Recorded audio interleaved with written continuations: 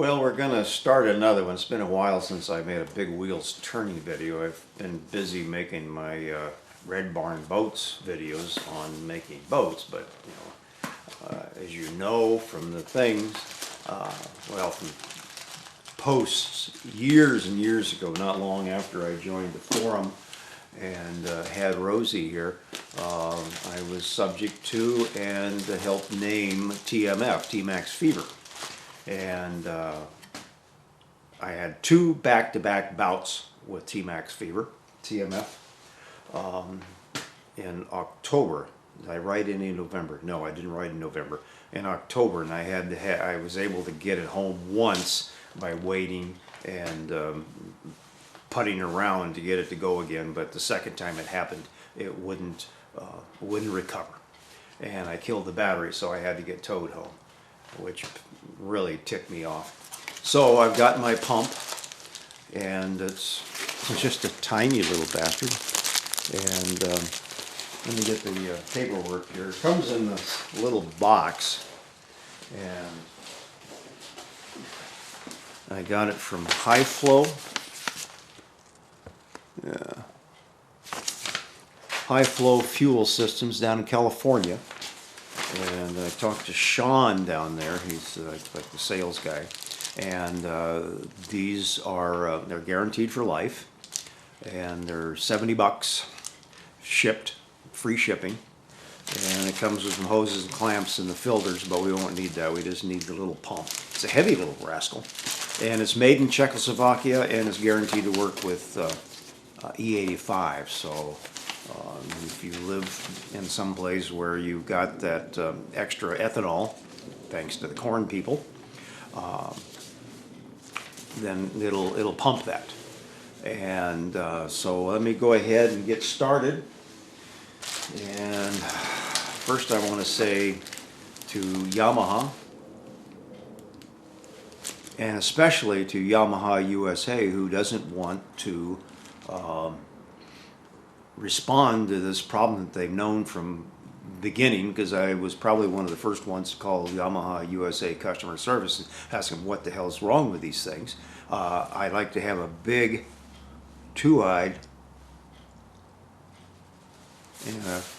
and the horse you rode in on. So let's get on to taking this apart and why in the hell they offset the hole and made it so big. You know, instead of having an arm on the fuel sender, they could have had a rising float, and they could have had the whole thing inside of a small diameter, but they didn't. So let me go ahead and start taking some reset up. I'm going to change the camera angle here. Okay, I've got the nose piece off because I wanted to come down here and disconnect the ground battery so that the trunk light isn't on all the time, and also just to kill any chance of doing any damage. And also I'm going to I need to pull the rest of this off to get this off to make I'm going to pull the battery out. I got it back on my my battery charger tender junior, brought it back up to full charge, but I want to take this thing out and take it over to my local auto repair store, part store. I think it's be what, an AutoZone, and have them test it with the load. It is an '09 battery, so in January of '09, so this battery was probably made and charged up sometime in '08 or sooner.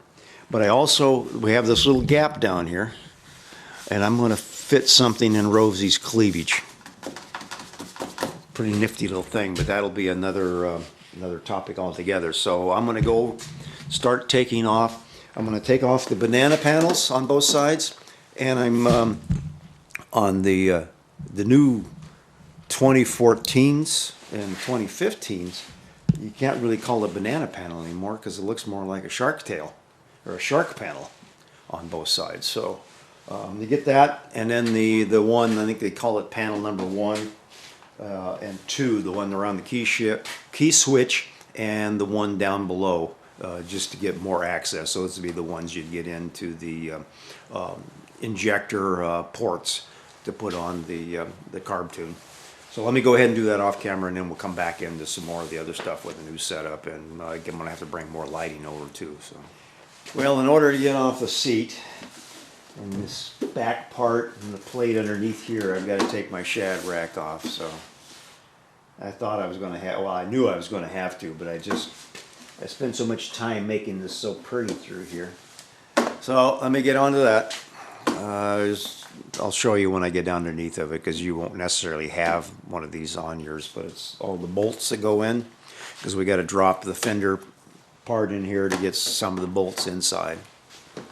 And on this tail plate back here behind the seat, you got these two little pop pins. There's one on each side that need to be, you get your little bent tool,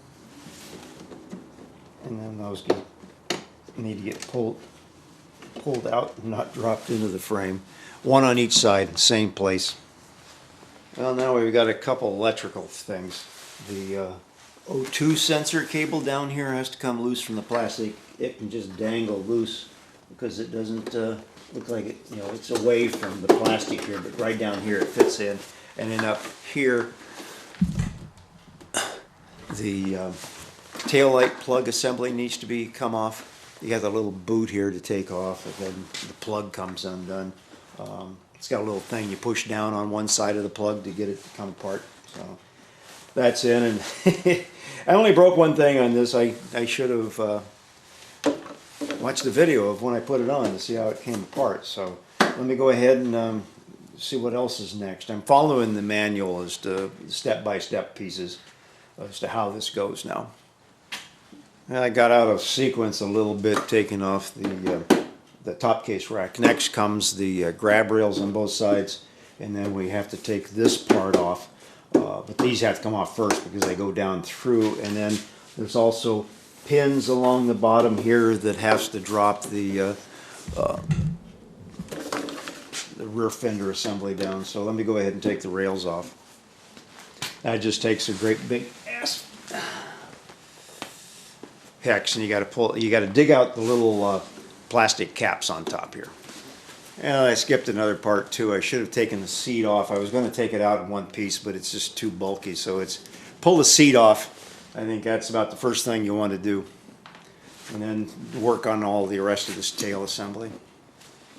And to get these plugs out, just take your little screwdriver, come along the edge and just gently, let me get my hand out of the way, work it up. So you get one of these for each of the holes. Put them in a bag along with the bolts. And then they aren't torqued down too heavy. They shouldn't be,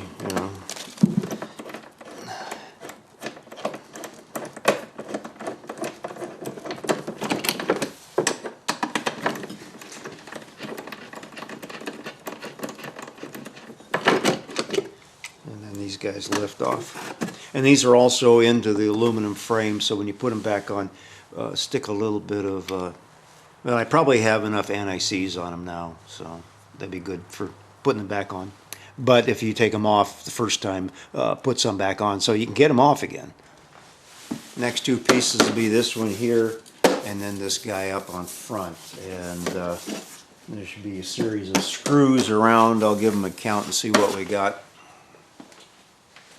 I think there's probably about 7 or 8 of them, and they're all the Phillips head, so you'll be using your screwdriver, it looks like, on most of it.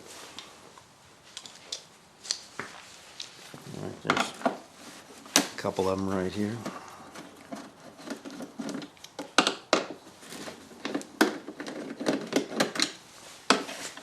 And knowing Yamaha, they're probably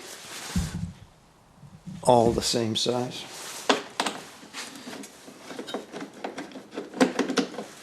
Take a look at them as you pull out. At least these tail 4 back here are the same ones size. Now this is all, oh, there's little pins in here. Okay, on both sides. Right in here is a little hole, and it goes into a pin on the tail light.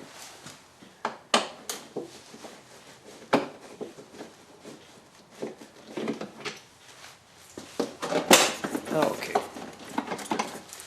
that one popped loose. Okay.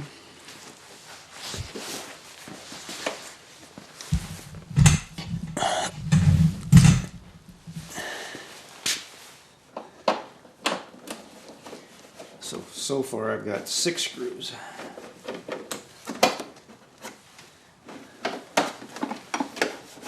And there must be some more on the bottom here.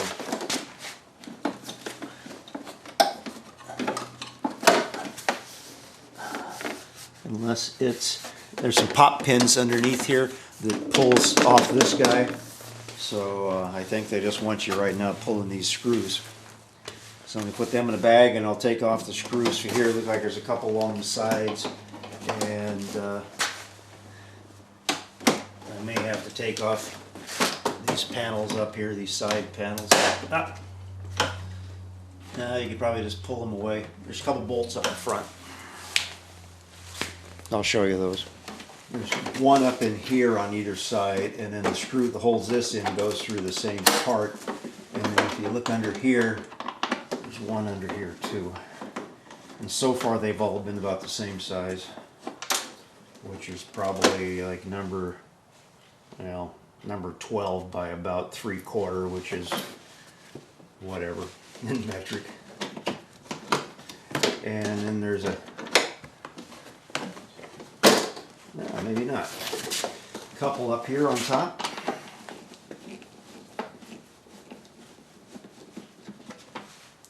Same size.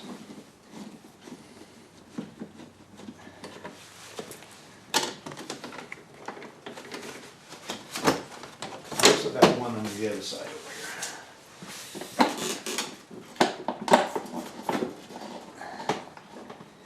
here. You can see why if you had to go to the dealer, and probably why Yamaha USA didn't want.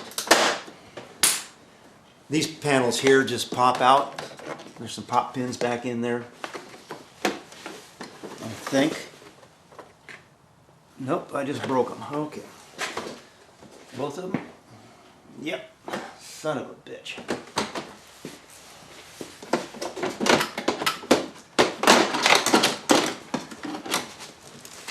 There's a little 10 millimeter hex nut down here on the lip, and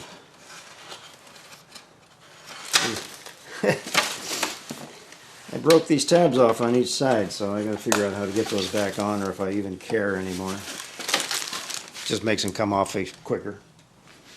And then down along in here is 3 pop pins that need to come out.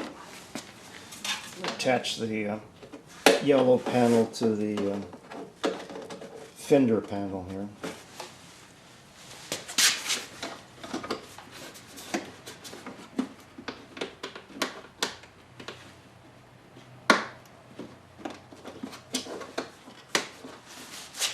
Oh, come on. Jumper, tiny hands. There's a little did I break that one too? No. A little fitting that this little guy up in here fits into. Got pop pins that, and then this got to come out. It looks like.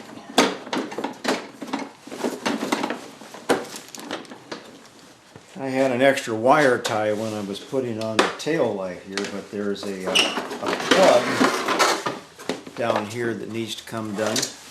And then this whole tail light assembly comes out.